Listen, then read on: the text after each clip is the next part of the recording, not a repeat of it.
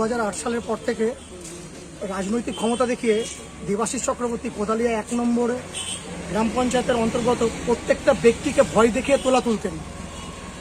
আর সেই তোলার এক অংশ উনি ওনার উচ্চতম কর্তৃপক্ষকে পাঠাতেন। তার থেকে সাধারণ মানুষও বাদ যায়নি। আমাদের কাছ থেকে, আমার একটা ছোট্ট দোকান, সরকারি রেশন দোকান, আমাকে বিভিন্নভাবে ভয় দেখিয়ে, রাজনৈতিক ভয় দেখিয়ে আমার কাছ থেকে তোলা নিতেন। আমরা যদি নাও পারতাম তাতেও জোর করে লোকের কাছ থেকে টাকা ধার করে এনে ওনাকে দিতে হতো। এই যাক ওনার বাড়িতে একদিন ডেকে পাঠিয়ে আমার মাকে নিয়ে এক খুব কুরুচিকর গালিগালাজ উনি করে, সেই ক্ষোভ আমার কাছে দীর্ঘদিনের ছিল।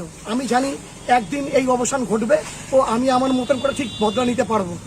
কিন্তু ওনার কাছে এখনো পর্যন্ত উনি আমার কাছ থেকে প্রায় 15 থেকে 16 লাখ টাকা অবধি নিয়েছেন নানান কারণে। ওনার বাড়ি আত্মীয় আসলে সেই মদ খাবার পয়সা, উনি কোথায় পিকনিক করবে সেই মদ পিকনিকের পয়সা।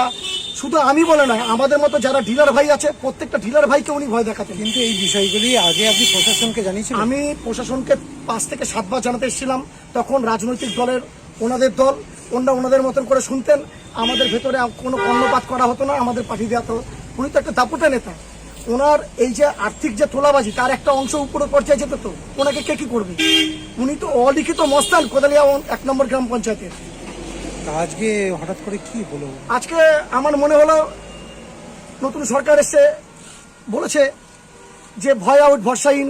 আমার মধ্যেও সেই কাজটাই করেছে, ভয় আউট ভরসাহীন।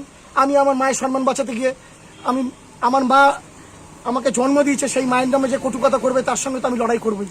আপনি কোনো রাজনৈতিক দলের না, সঙ্গে? আমি একদম হোয়াইট। আমার কোনো রাজনীতি এখনো পর্যন্ত কোনো ব্যক্তি যদি আমাকে কোনো ঝান্ডা নিয়ে দেখে কোনো মিডিয়ায় কোনোভাবে দেখাতে পারে বা কোনো ফুটেজ দেখাতে পারে, আপনারা আমাকে যা শাস্তি দেবেন আমি মাথা পেতে নেব। সাধারণ মানুষ হিসেবেই কি আজকে এই বহিঃপ্রকাশ? হ্যাঁ, একদম সাধারণ মানুষ হিসাবে আমার মায়ের সম্মান রক্ষার্থে আমি এই আমার বই প্রকাশ করব।